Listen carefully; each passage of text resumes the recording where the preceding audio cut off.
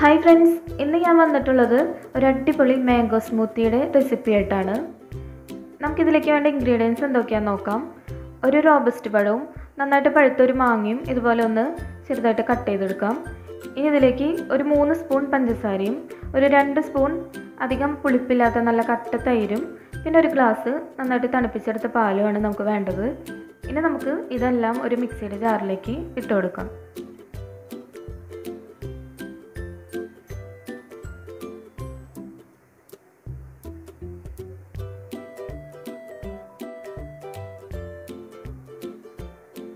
ഇനി നമുക്കിത് നന്നായിട്ടൊന്ന് അടിച്ചെടുക്കാം.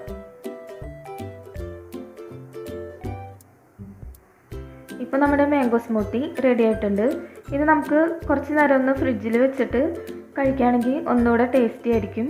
അപ്പോൾ എല്ലാവരും ഇതുപോലെ ഒന്ന് ഉണ്ടാക്കി നോക്കിയിട്ട് അഭിപ്രായങ്ങൾ അറിയിക്കാനായിട്ട് മറക്കരുത്. എൻ്റെ ചാനൽ ഇതുവരെയും സബ്സ്ക്രൈബ് ചെയ്യാത്തവരുണ്ടെങ്കിൽ ഒന്ന് സബ്സ്ക്രൈബ് ചെയ്യാനും മറക്കരുത്. അടുത്ത നല്ലൊരു വീഡിയോയുമായിട്ട് നമുക്ക് വീണ്ടും കാണാം.